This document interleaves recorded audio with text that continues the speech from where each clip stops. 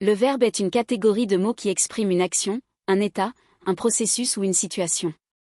Il est généralement le noyau du groupe verbal et peut être conjugué en fonction du temps, du mode, de la personne et du nombre. Il permet de donner des informations sur ce que fait le sujet du verbe dans une phrase.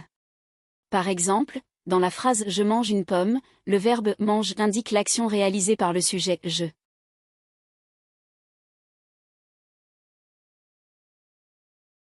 La voix passive, la voix active et la voix pronominale sont des constructions grammaticales utilisées pour indiquer différentes façons de présenter l'action d'un verbe. La voix passive est utilisée lorsque le sujet subit l'action du verbe. Dans une phrase à voix passive, le complément d'objet direct, COD, devient le sujet de la phrase, et le sujet de la phrase devient souvent introduit par la préposition « par ». Par exemple, le gâteau a été mangé par Marie. Ici, le gâteau est le COD qui devient le sujet de la phrase en voix passive, et Marie est l'agent, introduit par « qui réalise l'action. La voix active est utilisée lorsque le sujet réalise l'action du verbe. C'est la construction grammaticale la plus courante. Par exemple, Marie mange le gâteau. Ici, Marie est le sujet et réalise l'action de manger le gâteau. La voix pronominale est utilisée lorsque le sujet du verbe effectue l'action sur lui-même. Le pronom réfléchi, me, te, ce, nous, vous, ce, est utilisé pour indiquer que le sujet est à la fois le faiseur et le receveur de l'action. Par exemple, je me lave. Ici, je est le sujet qui réalise l'action de se laver. Le pronom me indique que le sujet effectue l'action sur lui-même.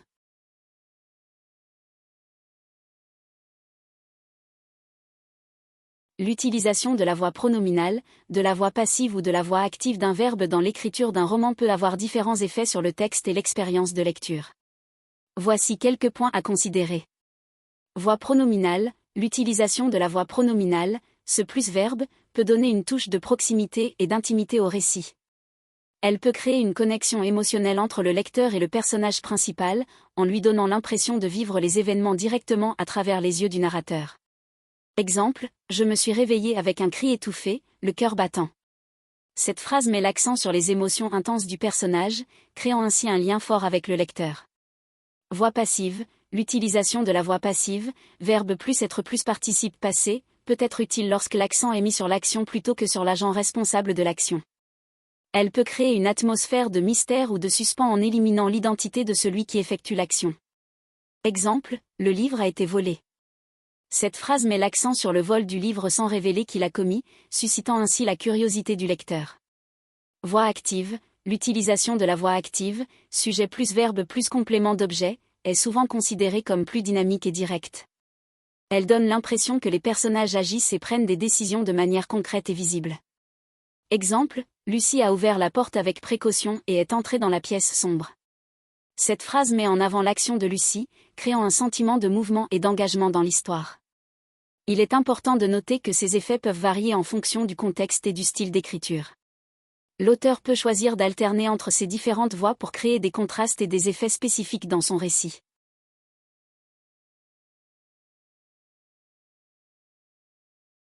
En grammaire, un auxiliaire est un verbe qui accompagne un autre verbe dans une phrase pour former certains temps verbaux, des voix passives, des formes négatives ou interrogatives, des modalités, etc. En français, les auxiliaires les plus couramment utilisés sont être et avoir. Être est utilisé comme auxiliaire pour former les temps composés des verbes intransitifs, qui ne prennent pas d'objet direct, et pour former la voix passive. Par exemple, il est parti, passé composé, ou le livre est lu par Pierre, voix passive. Avoir est également utilisé comme auxiliaire pour former les temps composés, mais pour les verbes transitifs directs, qui prennent un objet direct. Par exemple, j'ai mangé, passé composé. Un semi-auxiliaire est un verbe qui a une fonction similaire à celle d'un auxiliaire mais qui conserve également son sens lexical d'origine. En français, le semi-auxiliaire le plus couramment utilisé est aller. Aller est utilisé comme semi-auxiliaire pour former le futur proche. Par exemple, je vais manger, futur proche. Ici, aller conserve son sens lexical de déplacement, mais sert également à indiquer une action future.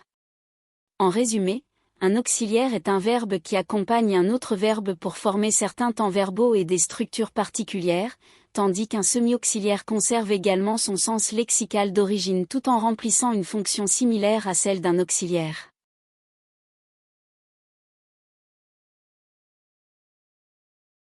Les auxiliaires et les semi-auxiliaires sont des éléments importants dans l'écriture d'un roman, car ils apportent des nuances et des informations supplémentaires qui enrichissent le texte.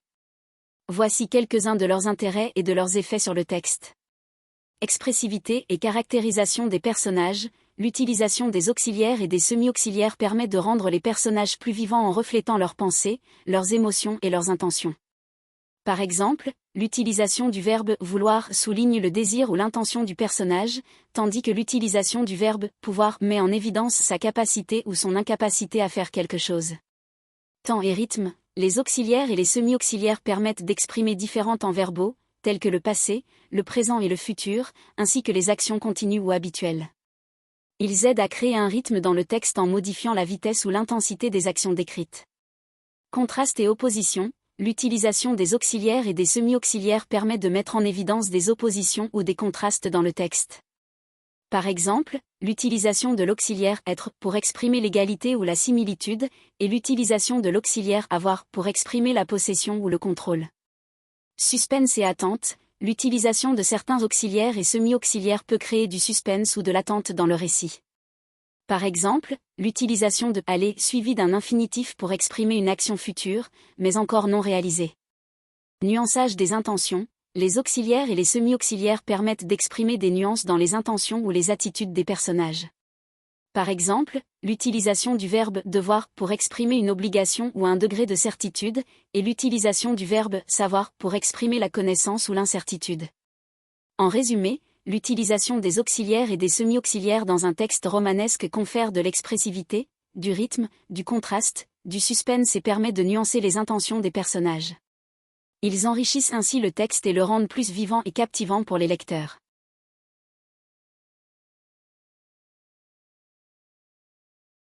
Les verbes d'état et les verbes d'action sont deux catégories de verbes qui servent à décrire différentes actions ou situations. Voici une explication plus détaillée.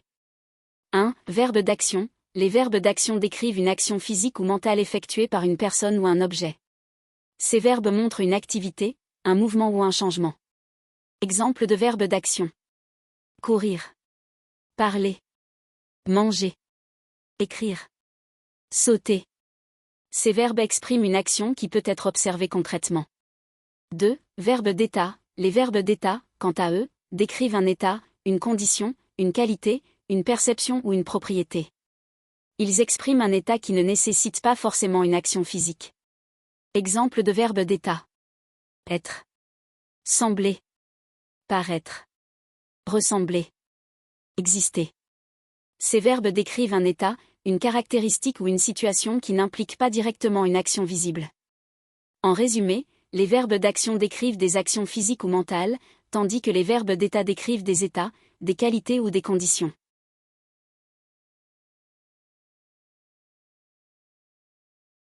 L'utilisation de verbes d'action et de verbes d'état dans un roman est essentielle pour créer une dynamique et une profondeur dans le texte. Voici quelques raisons pour lesquelles leur utilisation est intéressante. Création de l'action. Les verbes d'action donnent vie à l'histoire en décrivant des actions physiques. Ils aident à maintenir le rythme du roman, en ajoutant du mouvement et en faisant avancer l'intrigue. Les personnages interagissent avec leur environnement et avec les autres personnages grâce à ces verbes, ce qui captive le lecteur. Développement des personnages. Les verbes d'état sont utiles pour dépeindre les émotions, les pensées, les croyances et les traits de personnalité des personnages. Ils permettent de sonder l'intériorité des personnages, d'explorer leur psychologie et de les rendre plus réels aux yeux des lecteurs. Ces verbes aident également à établir des relations et à créer des dialogues plus significatifs entre les personnages. Création d'une atmosphère. Les verbes d'action et les verbes d'état jouent un rôle clé dans la création d'une atmosphère ou d'une ambiance dans un roman. Par exemple, l'utilisation de verbes d'action vifs et percutants peut susciter l'excitation et l'urgence, tandis que l'utilisation de verbes d'état plus lents et contemplatifs peut créer une atmosphère de calme ou de réflexion. Variation du rythme. L'alternance entre les verbes d'action et les verbes d'état permet de diversifier le rythme du texte.